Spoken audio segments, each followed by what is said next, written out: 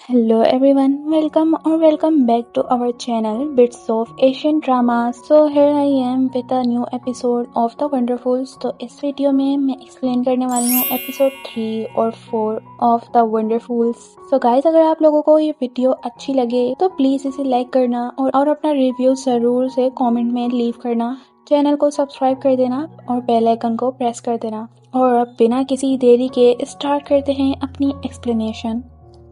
इसी के साथ स्टोरी थोड़ी देर के लिए पास्ट की तरफ शिफ्ट होती है, जहां नाम सुनग्यो जेल में डॉक्टर हा वोंदो से मिलने आता है. सुनग्यो साइंटिस्ट से एक मिस्टीरियस शख्स के बारे में पूछता है जिसे चाइल्ड ऑफ इटर्निटी कहा जाता है. फिर वो डॉक्टर हा को बताता है कि उनजोंग हैसोंग वापस आ चुका है. ये बात सुनते ही डॉक्टर हा की दिलचस्पी फौरन से जाग जाती है. सुनग्यो फिर एक और बड़ा काम करता है. वो डॉक्टर हा वोंदो को जेल से भागने में मदद करता है ताकि वो खुद को ढूंढ सके. स्टोरी फिर वापस प्रेजेंट में आ जाती है, जहां चैनी चाइना के करीब बोट में थी और वहां पर खड़े आदमियों के सडन फायर से एंड मोमेंट पर बचकर वापस से हैसोंग आ चुकी थी. लेकिन मैडम की एंट्री हमेशा की तरह नॉर्मल नहीं होती.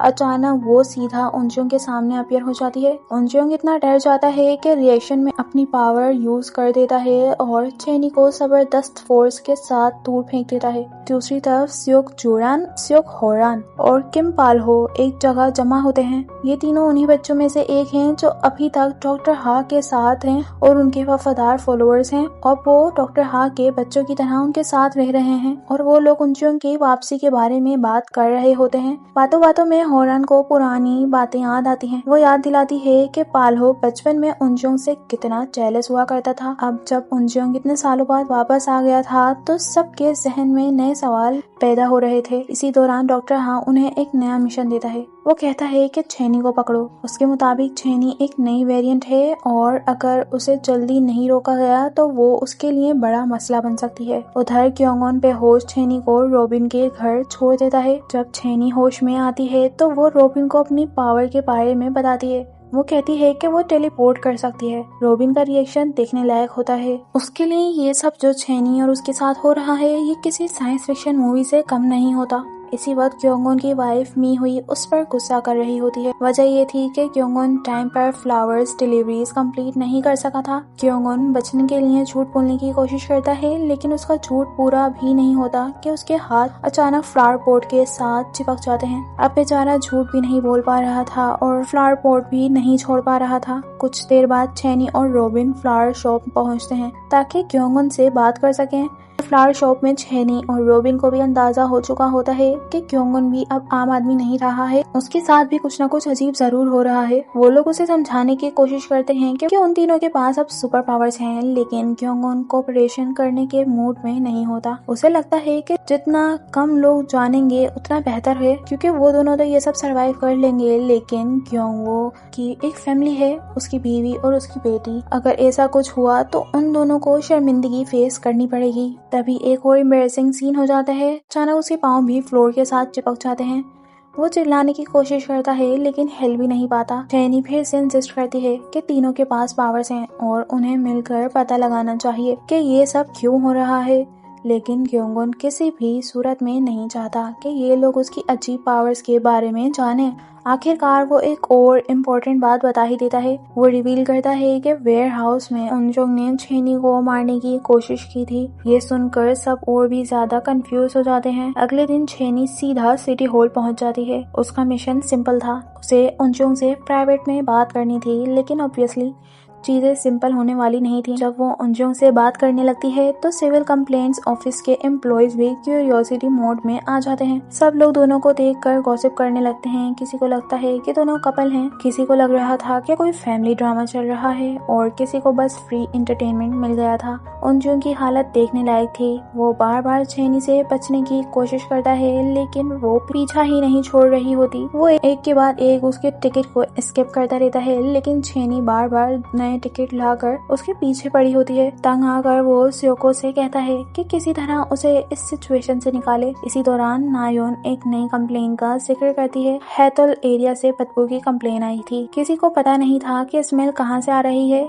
ये सुनते ही उनजोंग फौरन वॉलंटियर कर देता है कि वो खुद इन्वेस्टिगेट करेगा। सच तो ये था कि उसे स्मेल से कम और छेनी से ज्यादा भागना था। जब छेनी देखती है कि उनजोंग फिर से निकल रहा है तो वो फौरन क्योंगुन की तरफ देखती है और उसे कहती है कि जल्दी आओ और उनजोंग का पीछा करो, इससे पहले कि वो फिर से गायब हो जाए। इसी दौरान पुलिस जुनबुक को मोर्ग बुला लेती है ताकि वो डायरेक्टर छुई की लाश की पहचान कर सके। पुलिस उसे एक सुसाइड नोट भी देती है जो एलिजेडली डायरेक्टर छुई ने लिखा था। नोट में लिखा होता है कि डॉक्टर हा वोंदो बेकसूर है और उसका किसी चीज से कोई लेना देना नहीं। लेकिन हमें तो फौरन समझ आ गया कि कहानी इतनी सिंपल नहीं है। स्टोरी भी फ्लैशबैक में चली जाती है। डॉक्टर हा वोंदो डायरेक्टर छुई को मजबूर कर रहा होता है कि वो चाइल्ड ऑफ एटर्निटी की लोकेशन बता दे, लेकिन डायरेक्टर छुई चुप रहता है। तब जूरान अपनी पावर यूज करती है। जूरान की पावर ये है कि वो माइंड को कंट्रोल करके जो चाहे वो करवा सकती है और जो चाहे पूछ सकती है। उसकी एबिलिटी की वजह से डायरेक्टर छुई सच बोलने पर मजबूर हो जाता है। डायरेक्टर छुई फौरन सोचता है कि शायद चाइल्ड ऑफ इटर्निटी वही लड़की है जिसका जिक्र जुनबुक ने कभी किया था, यानी कि छेनी।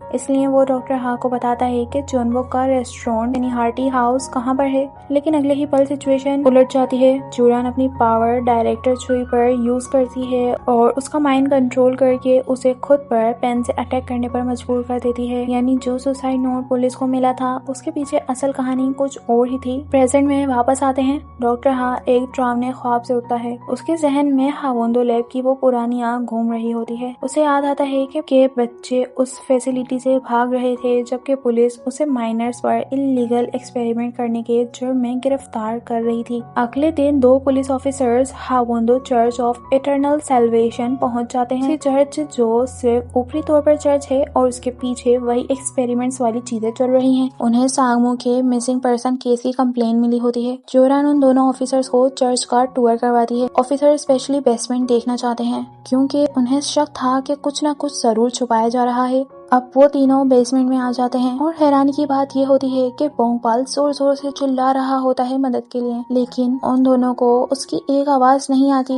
आवाज तो दूर की बात, उन्हें तो वो सब नजर ही नहीं आ रहा था जो रियलिटी थी, क्योंकि होरान ने अपनी हेलोसिनेशन पावर यूज करके उनके इर्द गिर्द की पूरी दुनिया को बदल दिया था, जिससे वो सब रियलिटी नहीं देख सकते थे और उनके लिए रियलिटी कुछ और ही थी। इस पूरे ही सीन में हमें ये देखने को मिलता है एक ऑफिसर की तबीयत कुछ खराब है और वो बहुत स्वेटिंग कर रहा है। अब बाद में जब दोनों ऑफिसर पुलिस कार में वापस जा रहे होते हैं तो वही ऑफिसर, उसके चेहरे पर कोई चिपचिपा सा सब्सटेंस नजर आता है। दूसरा ऑफिसर मजाक में उसका जिक्र करता है, लेकिन किसी को अंदाजा नहीं था कि ये एक बहुत बड़ी प्रॉब्लम की शुरुआत है। इसी वक्त छेनी, रॉबिन और क्योंगुन एक मास्टर प्लान बनाते हैं। ये कम से कम उनके हिसाब से मास्टर प्लान था। वो किसी तरह उनजोंग को ट्रिक करके अपनी कार में बिठाने में कामयाब हो जाते हैं। अब तीनों उस पर सवालों की बारिश कर देते हैं। पावर्स क्या है, हमारे साथ क्या हो रहा है, तुम क्या जानते हो और अब आगे क्या होगा। लेकिन उनजोंग हमेशा की तरह कुछ नहीं बताता। तभी अचानक से उन्हें वही पुलिस कार नजर आ जाती है और फिर अचानक से वो कार क्रैश हो जाती है और फिर सबके होश उड़ जाते हैं। क्रैश से पहले कार के अंदर का सीन दिखाया जाता है जहाँ पर उस ऑफिसर का मुंह पूरी तरह पिघल रहा था, जैसे उसका फेस पूरा रबड़ का हो गया हो। कंट्रोल खोने की वजह से कार क्रैश हो जाती है। छेनी, रॉबिन और क्योंगुन फौरन बाहर निकलकर ऑफिसर्स को बचाने की कोशिश करते हैं। ठीक वाले ऑफिसर को तो सेफली बाहर निकाल लेते हैं, लेकिन दूसरे ऑफिसर,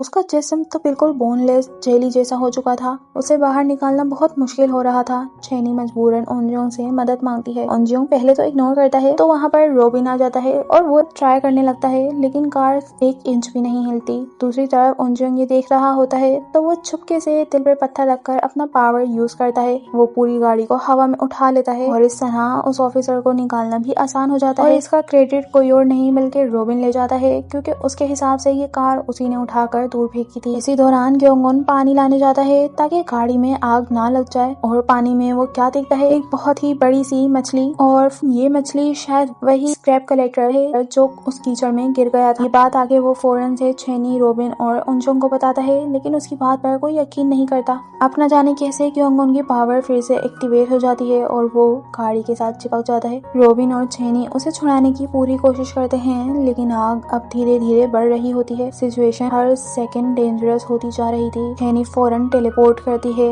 ताकि कोई हथियार ला सके जिससे जरूरत पड़ने पर वो क्योंगन का हाथ काट दे और उसे बचा ले। इसके आने से पहले ही रॉबिन अपनी सुपर पावर स्ट्रेंथ यूज करता है और वो जोर लगाकर क्योंगन को गाड़ी से अलग कर देता है। और हाँ, इस बार ये पावर रॉबिन की ही थी और अगले ही पल बूम, गाड़ी धमाके के साथ फट जाती है। लेकिन वो लोग गाड़ी से काफी करीब थे। अगर उनजोंग अपनी पावर यूज करके उस गाड़ी को दूर ना फेंकता तो उन्हें भी हार्म हो सकता था। जब छेनी वापस आती है और देखती है कि क्योंगन जिंदा है तो उसकी जान में जान आती है। दूसरी तरफ जुनमो जुनबुक को एक और परेशान कर देने वाली खबर देता है। डायरेक्टर छुई के घर की सीसीटीवी फुटेज पूरी तरह इरेज कर दी गई है। किसी ने जानबूझकर सब एविडेंस मिटा दिए थे। जुनमो दादी को वार्निंग देता है कि वो कुछ दिनों के लिए छुप जाए क्योंकि उसकी जान खतरे में हो सकती है। उधर घर लौटते वक्त छेनी बहुत एक्साइटेड होती है। वो कहती है कि वो चारों ऑफिशियली एक टीम बन चुके हैं और अब उन्हें इस सिविल सर्विस पर जरूर पुलिस से कोई इनाम मिलेगा। लेकिन उनजोंग फौरन मना कर देता है। उसके मुताबिक वो इन लोगों का मेंबर नहीं बन सकता और वो अब उनकी गाड़ी से उतरकर चला जाता है।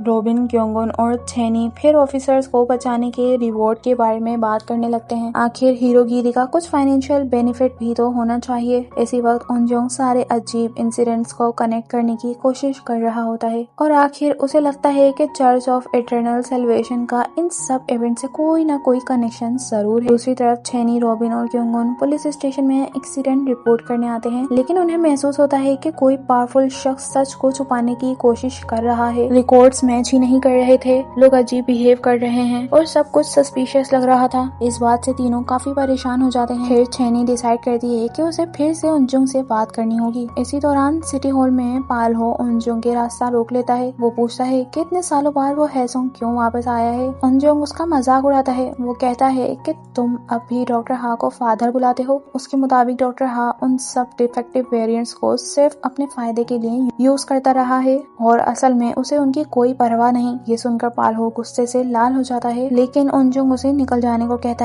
है कि मैं एक आम जिंदगी गुजारना चाहता हूँ, मुझे तुमसे कोई मतलब नहीं, इसलिए यहाँ से चले जाओ। थोड़ी देर बाद का सीन दिखाया जाता है जब छेनी फिर से उनजोंग को ढूंढ लेती है जहाँ पर वो अपने काम कर रहा था। वो उसे रिक्वेस्ट करती है कि वो उसे रॉबिन और क्योंगन को गाइड करे और उनके पावर्स के बारे में सच बताए। उनजोंग बहुत ट्राई करता है कि उसके सवालों से बच जाए, लेकिन वो उसे बताती है कि वो पहले मरने वाली थी, लेकिन इस पावर के मिलने के बाद उसकी सब हेल्थ कंडीशन ठीक हो चुकी हैं। तो उसका ये डर है कि कहीं ये पावर वापस ना चली जाए और उसकी हेल्थ कंडीशन वापस से ना बिगड़ जाए। ये सुनकर उनजोंग का दिल थोड़ा नर्म हो जाता है और वो थोड़ी सी इन्फॉर्मेशन पास करने के लिए रेडी हो जाता है। वो ये कहता है कि तुम्हारी ये पावर कहीं नहीं जाएंगी, लेकिन तुम्हें इसे छुपा कर रखना होगा। अगर किसी के सामने ये नाम आया तो तुम्हारी जिंदगी को खतरा हो सकता है। लेकिन इतने में उसकी एक एम्प्लॉय आ जाती है। अच्छी बात ये थी कि छेनी को उनजोंग ने हवा में लटका दिया था ताकि कोई उसे ना देख पाए। जब तक वो एम्प्लॉय जाती है जब तक छेनी हवा में लटकी थी। उसके जाने के बाद उनजोंग उसे नीचे फेंक देता है।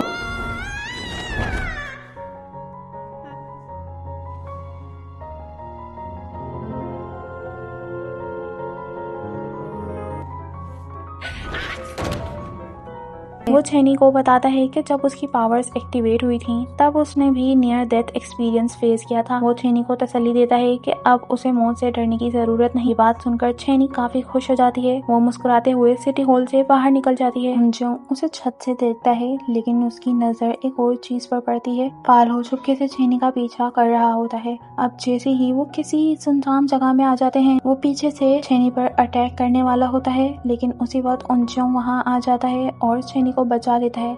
ये सब छेनी को जरा पता नहीं चलता। इस इंसिडेंट के बाद उनजोंग एक इम्पोर्टेंट डिसीजन लेता है। उसे लगता है कि छेनी को अपने पास रखना ही बेहतर होगा। वो उसे वापस बुलाता है और फिर एक अनएक्सपेक्टेड ऑफर देता है। वो छेनी को सिटी हॉल की टीम ज्वाइन करने को कहता है। ऑफिस में वो ऑफिशियली उसे टेम्पररी पेड वॉलंटियर की जॉब दे देता है। छेनी की खुशी का कोई ठिकाना ही नहीं रहता। वो फौरन अपनी दादी को फोन करती है और जॉब की खबर सुनाती है। दादी भी ये सुनकर बहुत खुश होती है, लेकिन उसकी खुशी ज्यादा देर तक नहीं टिकती, क्योंकि जब वो अपने रेस्टोरेंट हर्टी हाउस वापस आती हैं, दरवाजे के अंदर उसका इंतजार एक बहुत खतरनाक शख्स कर रहा होता है। वहाँ डॉक्टर हा वोंदो मौजूद होते हैं और उसके चेहरे से साफ लग रहा था कि ये मुलाकात किसी भी तरह अच्छी खबर लेकर नहीं आई। स्टोरी फिर एक फ्लैशबैक से शुरू होती है जो हमें जूरान के पास्ट में ले जाता है। जूरान को याद आता है कि बचपन में उसे सुनने में मुश्किल होती थी। उसकी हेयरिंग डिसेबिलिटी की वजह से वो दूसरे बच्चों से अलग रहती थी और अक्सर तन्हा महसूस करती थी। तब उसकी जिंदगी में डॉक्टर हा वोंदो आते हैं। डॉक्टर हा उसे हेयरिंग एड्स देते हैं और पहली बार जूरान दुनिया की आवाजें ठीक से सुन पाती है। इसी वजह से जूरान के दिल में डॉक्टर हा के लिए बहुत गहरी लॉयल्टी पैदा हो जाती है। उसके बाद जूरान को हा वोंदो लैब वाली रात याद आती है जब लैब में आग लगी थी और हर तरफ अफरा तफरी मच गई थी। इस वक्त डॉक्टर हा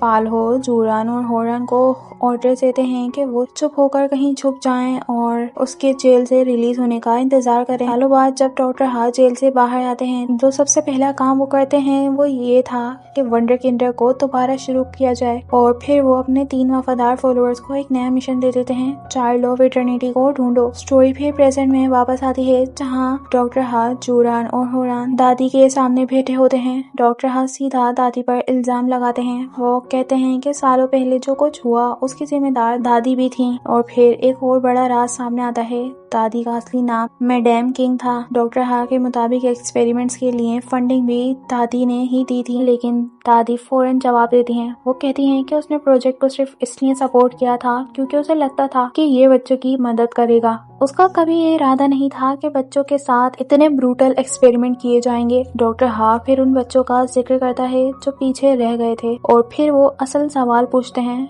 चाइल्ड ऑफ इटर्निटी कहाँ है? दादी जवाब देने से बचने की कोशिश करती हैं, लेकिन जूरान अपनी पावर एक्टिवेट कर देती है और जुनबो सच बोलने पर मजबूर हो जाती है। फिर भी दादी एक ही बात बार बार कहती हैं कि चाइल्ड ऑफ इटर्निटी बहुत पहले मर चुका है, लेकिन डॉक्टर हा इस बात पर यकीन नहीं करता। उसे याद आता है कि चाइल्ड ऑफ इटर्निटी कोई नॉर्मल बच्चा नहीं था। उस पर कितने ही एक्सपेरिमेंट किए गए, कितनी ही बार उसे तकलीफ दी गई, लेकिन वो कभी नहीं मरा। इसीलिए तो उसका नाम चाइल्ड ऑफ इटर्निटी रखा गया था। इसी बात के साथ एक और फ्लैशबैक शुरू होता है। हम देखते हैं कि छोटा उनजोंग हा वोंदो लैब में वो सारे एक्सपेरिमेंट्स देख रहा होता है कि सामने एक मासूम बच्चे को बार बार दर्द दिया जा रहा था। वो एक्सपेरिमेंट्स बहुत पेनफुल लगते हैं। उनजोंग देखकर रो रहा होता है। आखिरकार उनजोंग और बर्दाश्त नहीं कर पाता। वो अपनी पावर यूज करता है ताकि एक्सपेरिमेंट रोक सके, लेकिन उसकी पावर कंट्रोल से बाहर हो जाती है। इसी की वजह से वो आग लगती है जो पूरी लैब को तबाह कर देती है। प्रेजेंट में वापस आकर हम देखते हैं कि उनजोंग नींद से घबरा कर उठा है। उसका नाइटमेयर उसी इंसिडेंट से रिलेटेड था और सबसे बुरी बात ये थी कि सोते हुए भी उसकी पावर्स एक्टिवेट हो गई थी हमेशा की तरह। उसकी फोर्स की वजह से घर के अंदर और बाहर दोनों तरफ नुकसान हुआ था। उधर दादी भी कुछ सोच रही होती है। उसे अचानक एहसास होता है कि डॉक्टर हा ने उसके साथ साइकोलॉजिकल गेम खेला था और जूरान की पावर की मदद से चाइल्ड ऑफ इटर्निटी के बारे में इंफॉर्मेशन निकल वाली थी। इसी दौरान एक इंटरेस्टिंग कोइंसिडेंस होता है। डॉक्टर हा और उसकी टीम वहाँ से निकल रहे होते हैं जब होरान की नजर बाहर खड़ी छैनी पर पड़ती है। छैनी अपनी पावर टेस्ट करने की कोशिश कर रही होती है। उसका सपना था नॉर्थर्न लाइट्स देखना, इसलिए वो टेलीपोर्टेशन यूज करके सीधा वहाँ पहुँचने की कोशिश कर रही होती है, लेकिन ऑब्वियसली पावर अभी बिगिनर लेवल पर थी, इसलिए नॉर्थर्न लाइट्स की जगह शायद गली के दूसरे कोने तक भी मुश्किल से पहुँच पा रही थी। अगले दिन छैनी अपने 2 परमानेंट पार्टनर्स इन क्राइम यानी रॉबिन और ग्योंगोन को लेकर सिटी हॉल आ जाती है। आज उन्हें स्ट्रीट क्लीन अप ड्राइव में पार्टिसिपेट करना था। टेम्पररी वॉलंटियर मैडम अपनी ड्यूटी बहुत सीरियसली ले रही थी, लेकिन असली मिशन कुछ और था।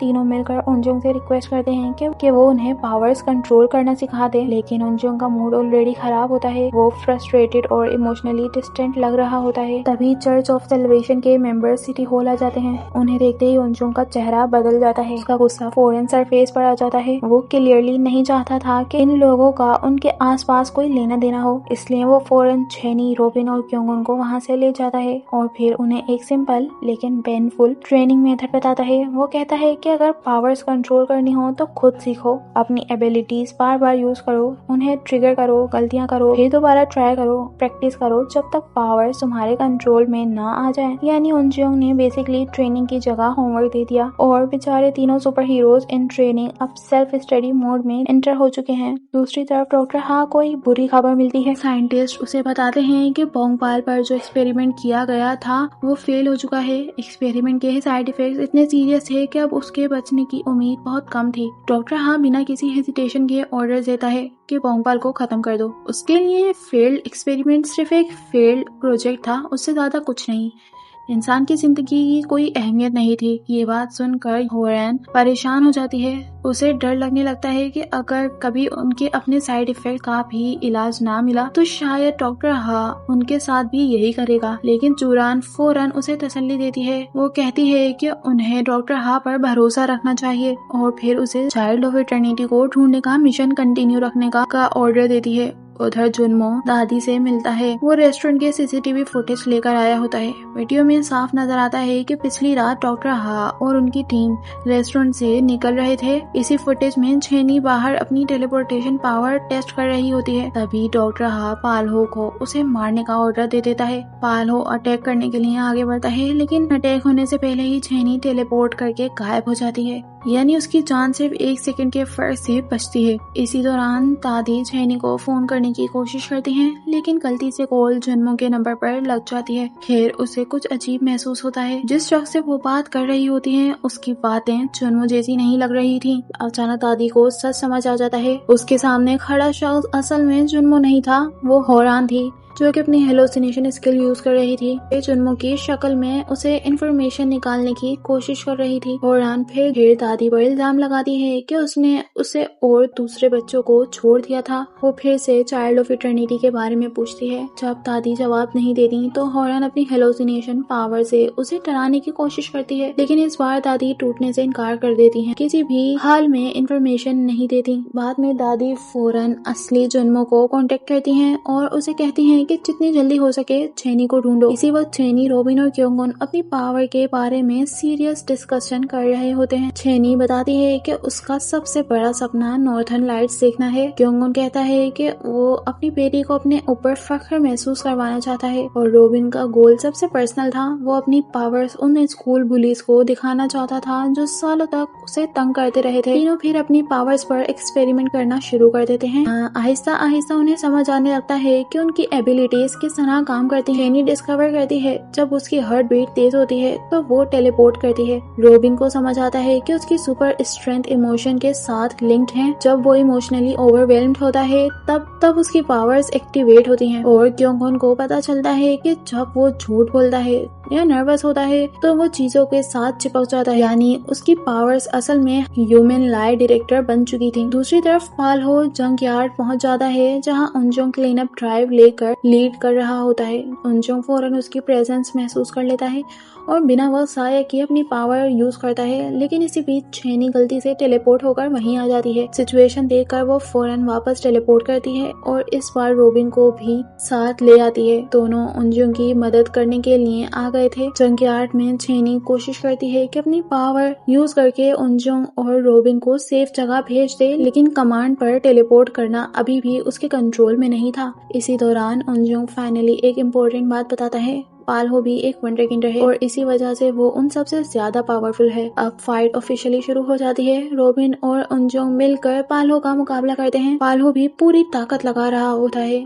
जंकयार्ड का पूरा एरिया बैटलफील्ड बन जाता है। फाइट के दौरान छेनी नोटिस करती है कि उनजोंग आहिस्ता आहिस्ता कमजोर हो रहा है। उसे लगता है कि अगर ये लड़ाई ज्यादा देर चली तो उनजोंग मर सकता है, इसलिए वो फौरन उसे हक कर लेती है और बिना सोचे समझे टेलीपोर्टेशन एक्टिवेट हो जाती है। दोनों एक पल में जंकयार्ड से गायब हो जाते हैं। उधर रोबिन बेचारा अकेला रह जाता है। पालहो उस पर अटैक करता है, एक पूरी गाड़ी उस पर फेंक देता है, लेकिन इस बार रोबिन डरता नहीं। उसके इमोशंस पीक पर पहुंच चुके थे और वो अपनी पावर यूज करके गाड़ी को रोक देता है। ये उसकी अब तक की सबसे बड़ी अचीवमेंट थी। उधर छेनी और उनजोंग अचानक एक बहुत खूबसूरत जगह पर अपीयर होते हैं। उनके ऊपर नॉर्दर्न लाइट्स चमक रही होती हैं। वही नॉर्दर्न लाइट्स जिन्हें देखना छेनी का सपना था। लेकिन प्रॉब्लम ये थी कि छेनी की हालत बहुत खराब हो रही थी। वो इंजर्ड हो चुकी थी और आहिस्ता आहिस्ता खून बहने की वजह से मर रही थी। जंकयार्ड में वापस पालहो रोबिन को मारने की कोशिश करता रहता है, लेकिन हर बार किसी न किसी वजह से फेल हो जाता है। इसी दौरान जुन्मो छेनी को ढूंढने निकला होता है। जब वो रूम में पहुंचता है तो उसे एक अजीब मंजर मंजर नजर आता है। क्योंगॉन सीलिंग के साथ चिपका हुआ होता है। जुनमो कुछ सेकंड तक बस उसे देखता रहता है। शायद उसका दिमाग भी समझने की कोशिश कर रहा था कि ये सीन एक्सप्लेन कैसे किया जाए। फिर वो क्योंगॉन से छेनी के बारे में पूछता है। उधर नॉर्थर्न लाइट्स के नीचे उनजुंग बहुत परेशान होता जा रहा था। वो छेनी को बचाने की हर मुमकिन कोशिश करता है और फिर अचानक से छेनी मर जाती है। जैसे ही ये लगने लगता है कि सब कुछ खत्म हो गया, छेनी अचानक आंखें खोल देती है। वो एक बार फिर से अपनी डेथ को हरा कर वापस आ गई थी और इसी शॉकिंग मोमेंट पर ये एपिसोड अब खत्म होता है।